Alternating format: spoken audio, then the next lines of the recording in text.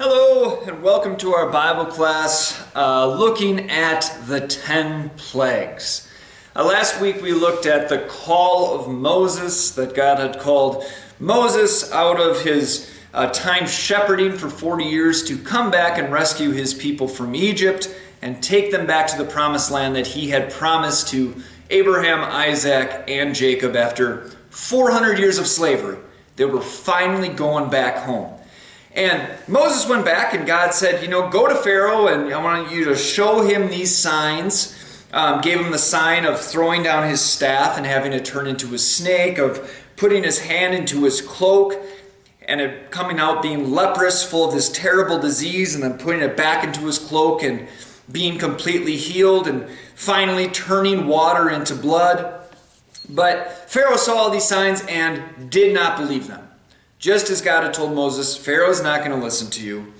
So God gave him the choice, right? Please let my people go. The God of the Hebrews, the Lord I Am, has said that he wants to take his people back. Pharaoh does not listen. So that's when we get the 10 plagues.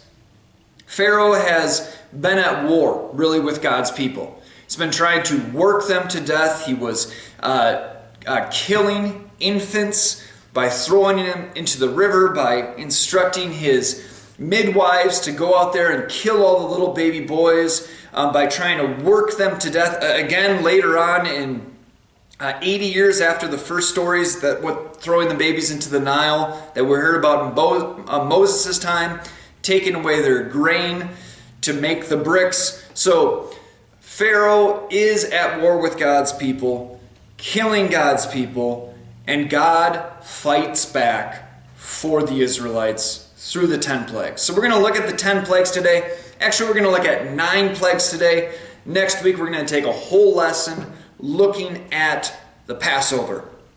But the 10 plagues, when we look at these, we see that, God is not just reaching into his bag of cool things that God is able to do and going, all right, let's turn a river into blood. No, when God is doing these, he's systematically showing that there is one all-powerful God. Egyptians, you're false gods and goddesses. The deities that you are worshiping are not real, and there is one almighty, all-powerful God of the universe, and that is the God of the Hebrews. That is the God of the Israelites. The God of Abraham, Isaac, and Jacob. There is no one like him. And the Egyptians and the Israelites and people all throughout the world, we're going to hear about this. How the Israelites' God fought for them and took out the strongest power of the world at that time, the Egyptians, and let them go back to their land. So, we're going to look at these 10 plagues, and we're going to see whether or not they were able to be duplicated, what Pharaoh's reaction to them were, and where it actually took place. So, first plague is the plague of turning the Nile River into blood. Now, the Nile River for the Egyptians was their source of life. All of their agriculture. That's where they got the irrigation from to water their plants. All of their livestock were watered through tributaries or irrigation systems that came back to the Nile River. So they worshiped the Nile. They had a god of the Nile. This god of life is named Happy. H-A-P-I in English lettering or our alphabet. But he is that god. They would worship him. So for God to turn the Nile River into blood, it is saying that God, Happy, has no power over me. If I want to make it a living river that's going to sustain you, or if I want to wipe it out and turn it into a river of blood so that you will not be able to use this, I am the God. I am the one and only God. They have no power over me. And this is Pharaoh's reaction to what has happened. He turned and went into his palace and did not take even this to heart.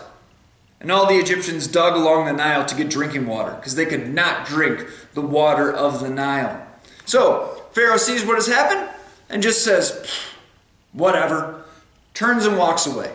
Now this was duplicated by the magicians at that time, the people of the Egyptians using their secret arts, whether they were using some kind of demonic power or witchcraft. We don't really know what these secret arts were, if it was just an illusion, but they were able to duplicate it, and Pharaoh was convinced, not a big deal, I'm not going to listen to it. So, second plague comes forward, which is the plague of frogs. Okay? Plague of frogs. And, again, Pharaoh's magicians, or the people that are in control of that these sorcerers or sorceresses are able to duplicate this. But when you look at this plague, it's not just God going, hey, what would be really inconvenient? Frogs. No, one of their goddesses was Hecate. Hecate or Hecate, two different spellings for that, but she was the goddess of fertility. Okay? And she is a goddess and has this head of a frog. So to have frogs, something that you would worship as your goddess, all of a sudden a plague of them, thousands and thousands and thousands of them filling your houses of everyone, right? All of a sudden this thing that you worship turning into something evil against you, again, it's God showing his power. I am stronger than this goddess. Because the goddess isn't real, and God is. And this happens in both Egypt and in Goshen. Goshen, the place where the Israelites were living. So it happens all throughout the region. Third plague. Because, Pharaoh's reaction to this. Chapter 8, verse 8.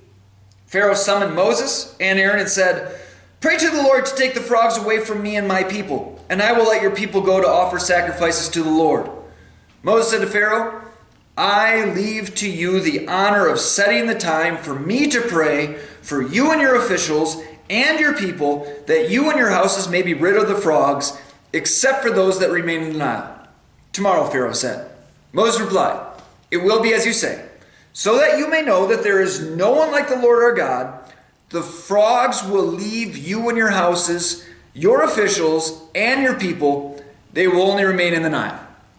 So it's not just that God sends the frogs to Pharaoh. He also says, pick a time. When do you want the frogs to leave? You tell me when they should stop. He says tomorrow, and guess what?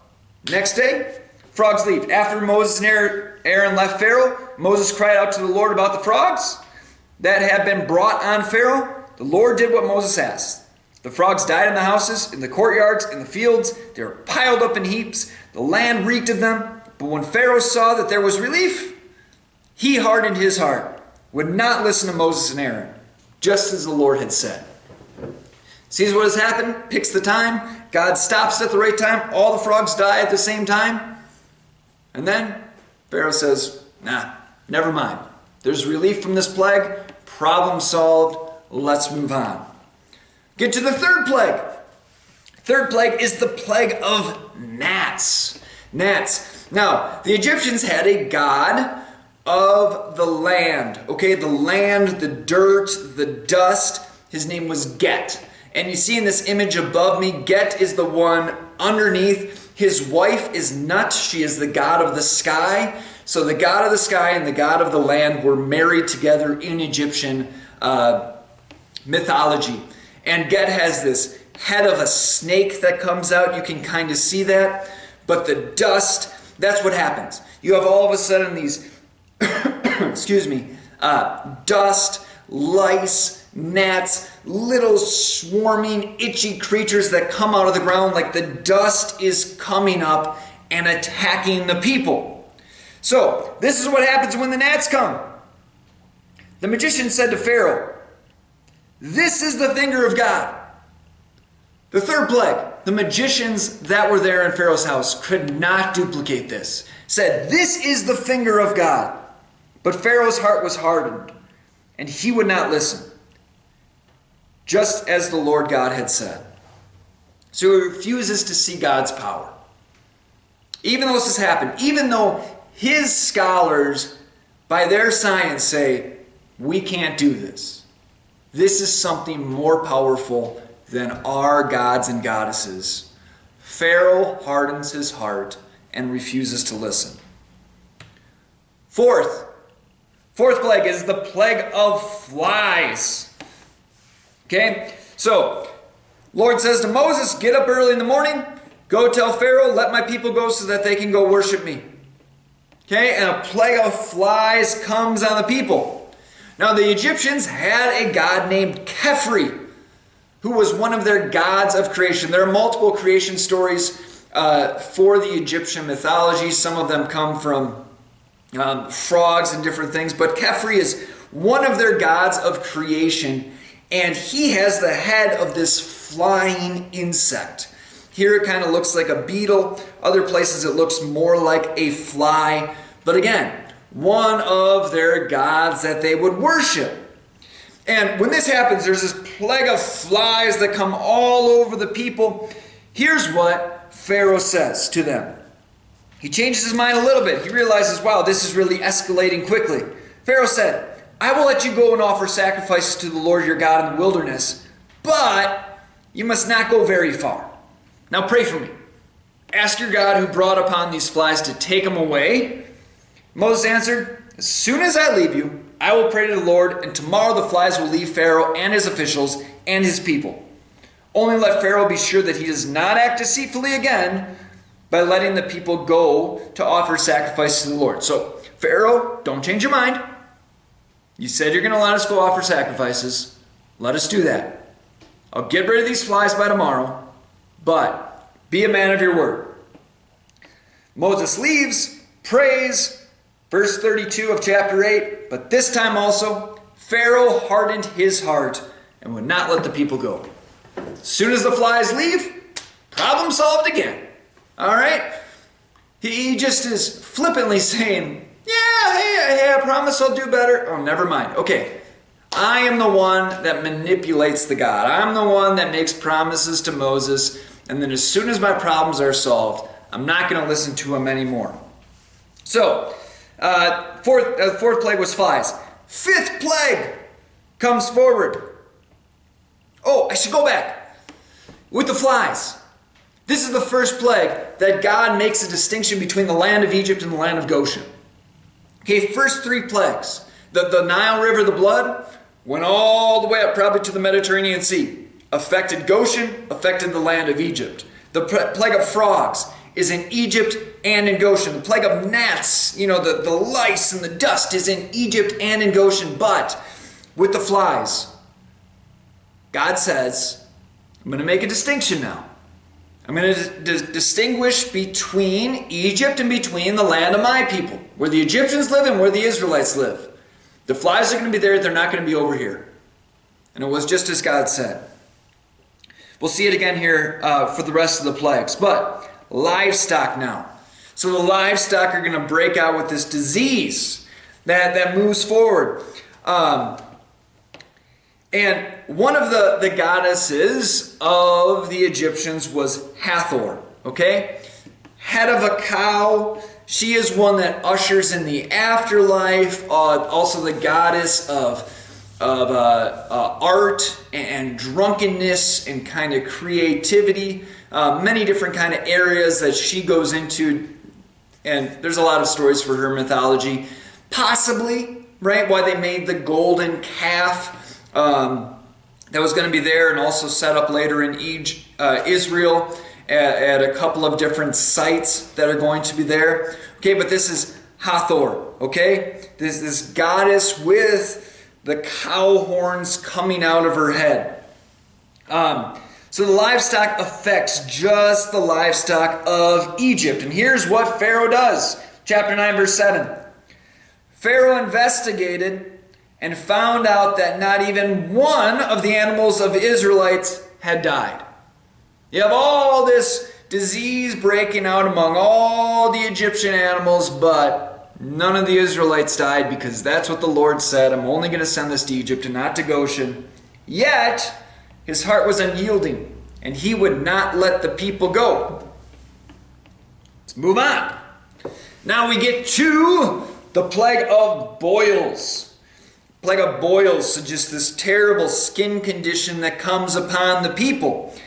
One of the goddesses of the Egyptians was Isis, the god of magic and medicine, which were a lot of times tied up together in a lot of ritualistic cultures, right? The shaman was the doctor, the medicine man, the one who knew what all the plants did, kind of your link to the spirit world. And sometimes, it was through these trances and things, but other times, the shaman was the one that went out and made your medicines, said, this is what you have to take if you are sick with this. And that was passed on and passed on and passed on from generation to generation. So what Moses does, actually Aaron does this, he goes into Pharaoh's place and he takes soot from Pharaoh's fireplace. They were to keep him warm during the night. He throws it into the air, kind of like this magic thing, and then what happens is boils breaks out among all the people. Only the people of Egypt, though. God is stronger than the goddess of magic and the goddess of medicine. Okay? There are none of these gods or goddesses that are able to stop God. And we get to 9 chapter 12. How does he react? But the Lord hardened Pharaoh's heart, and he would not listen to Moses and Aaron, just as the Lord God had said. Now this is the first one. That the Lord hardens Pharaoh's heart. The first 5. It's Pharaoh. Pharaoh's hardening his heart. Pharaoh hardens his heart. He sees the finger of God. He sees what God is able to do. He knows God's power. All of his people are telling him that God is much more powerful than all of our gods. Hardens his heart, hardens his heart, hardens his heart, hardens his heart. Finally, God hardens his heart. God says, it's the saddest thing that could ever happen. That God gave up on a soul because he continued to harden his heart against God. So finally, God let him go his way. Let him go and rebel against God. Just awful. Awful. So, would not listen just as they said. Next, we get to the plague of hail. Plague of hail. We talked earlier, right, about Geb and then his wife, who was Nut, the Egyptian god of the sky. You can see on her there that there are some stars and the sun that was there. Okay? The Egyptian god of the sky. And it kind of goes without saying, but starting with the 4th plague, after they could not duplicate the gnats, the magicians give up. They're not even trying to duplicate any of these plagues that God is doing because they realize this is the finger of God. This is a power that we cannot even try to recreate. So they're not even trying. It's only happening in Egypt. It's not happening in Goshen. Hail comes down upon them. Just huge chunks of hail destroying lots, right? Killing people, destroying houses, killing livestock, all these different things. Here's what happens. 9 verse 27. Then Pharaoh summoned Moses and Aaron. This time I've sinned, he said to them. Now his heart had already been hardened, so, he's completely lying. The Lord is right in this. Capital L, capital O, capital R, capital D. He acknowledges the God of the Hebrews, your God, right, is right. And I and my people are in the wrong. Pray to the Lord, for we have had enough thunder and hail. I will let you go. You don't have to stay any longer. After that hailstorm, this is what he says. Then, just 7 verses later, after Moses has gone out, prayed to the Lord, said, Lord, please stop the hail, and he stops it. Here's what happens, verse 34. When Pharaoh saw that the rain and the hail and the thunder had stopped, he sinned again. He and his officials hardened their hearts. So Pharaoh's heart was hard, and he would not let the Israelites go, just as the Lord had said through Moses. So not only has Pharaoh hardened his heart, he's also led other people astray. His officials, his leaders have bought in They are now hardening their heart against God, rebelling against Him, even though they see His power right in front of them. That this guy shows up on their doorstep, says, hey, let my people go, otherwise I'm going to do this. The thing happens. Pharaoh says, please stop it. Moses comes in and says, okay, I'll stop it. He stops it. He's able to start and stop these plagues that no one else is able to do, that are far above anyone. No one has control over the weather. No one has control over creation. No one can summon plague after plague after plague of different terrible things to happen to a nation and keep it in one area and not in another area. But Pharaoh continues to be obstinate, to rebel against God. Move on. Now we get to the plague of locusts. Plague of locusts. This God is Set. He's the God of deserts and storms and chaos and kind of desert creatures. And his head, it's actually, his head is the animal of Set. We don't really know what it is. Sometimes it looks kind of like a giraffe. Other times it looks kind of like a jackal. Different animals. Scholars don't know what it is, but it's this mythological kind of beast of the Egyptians for the head that is here. And the strong east wind that comes in, that's his God. Strong east wind comes in from the desert carrying this huge plague of locusts. And where does Pharaoh do? Well, he tries to negotiate to stop it. He negotiates. See, Pharaoh said, "The Lord be with you. If I let you go along with your women and your children, clearly you are bent on evil. No, have only the men go and worship the Lord, since that's what you've been asking for." So, he negotiates. He said, okay, I need to have this stuff stop. My people are dying. Leave your women and children here. Your men can go and worship, and then everyone else has to come back. And Moses just walks out of the negotiation. He's not going to listen to it at all. So the locusts all blow in, and then Pharaoh summoned Moses, said, "I have sinned against the Lord and against your God. Forgive my sin once more. Pray to your Lord. Take away this deadly plague from me." Moses left him, changed the wind into a west wind, caught up all the locusts and carried them into the Red Sea. Not a locust was left anywhere. So a strong east wind blows in, bringing in all these locusts, and then all of a sudden, Moses prays to the Lord. What happens? A west wind comes, picks up all the locusts, and blows them into the sea. And they're gone. Not a coincidence. When Moses prays, this happens. 8 times now. 8 times Moses has been there. Get to number 9. We get to the plague of darkness. Moses comes in and says that this is going to happen. There's going to be darkness on the land of Egypt for 3 days. Okay, so this isn't just a solar eclipse that for 1 hour the sun is going to be blocked out. No, it's for 3 days there's going to be darkness on the land of Egypt. But guess what? In the land of Goshen, there will be light. So, it's not just one area. It's God saying, I'm going to black out the sun on your people. One of the highest gods for the Egyptians was Ra, the god of the sun. And there's another god that might even predate earlier ones, but the sun is just this worship deity in most pagan cultures. It's what gives light and what gives life to the world. Ramses, right, is kind of like the representative for Ra, that name.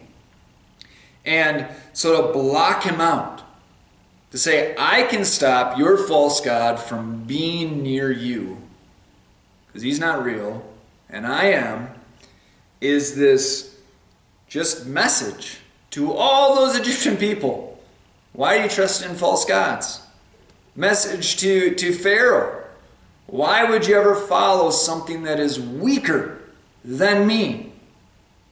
I mean, if you're picking a god, wouldn't you pick the strongest? Wouldn't you pick the one who was able to destroy all the other gods and goddesses? Even if hypothetically those other gods and goddesses were real, which they aren't, wouldn't you want to worship the strongest one rather than try and anger him by sinning against him time after time after time? But evil is not logical. So what happens when you have this happening? He stretched out his hand. Pharaoh said to Moses, "Go, worship the Lord. Even your women and your children may go with you. Only leave your flocks behind." Moses said, "You must allow us to have sacrifices and burnt offerings to present to the Lord. Our livestock must too go with us. Not a hoof is to be left behind. We have to use some in our worshiping of the Lord. Until we get there, we will not know what we are to use to worship the Lord." At this time, God had said, you have to go out to Mount Sinai and you're going to worship the people, worship there. But the Lord's hardened Pharaoh's heart. He was not willing to let them go. Pharaoh said to Moses, "Get out of my sight. Make sure you do not appear me before again. The day you see my face, you will die." "Just as you say," Moses replied. "I will never appear before you again." Pharaoh's saying, I don't want to see God's power anymore. I don't care. You come in here, I'm going to kill God's prophet. I'm going to kill you, Moses. I don't want any more chances. And it's this throwing down the gauntlets. We're at war. There's no more talking. There's no more peace treaties. I'm not going to apologize anymore. We're not going to compromise anymore. I'm going to kill the leader of God's people if I ever see him again. And that's what leads us up to the 10th plague. That's what leads us up to the plague of the firstborn, which is going to be celebrated for a long time as the Passover. When God is going to rescue his people from Egypt by going to war against Egypt and fighting against their people. It's a wonderful, I don't know if wonderful, I mean, it is full of wonder that God is so powerful, and it fills us with awe. It's a story of God's power, but at the same time, it's just sad. It's just sad how a leader like this could see all of God's power right in front of him, could be standing in front of Moses through whom the Lord was speaking, and instead of learning from him, instead of being saved, instead of saying, "You're right, I see God's power and I will submit to you," he holds on to that sinful nature and tries to fight against God. Next week, we'll see God's gospel promise. We're going to look at the Passover and really see how it ties into our festival of the Lord's Supper. And the tie-ins from the lamb that was there long ago to the lamb that we have with us today, or that is in heaven right now and continues to watch over us and care for us and give us the forgiveness of sins.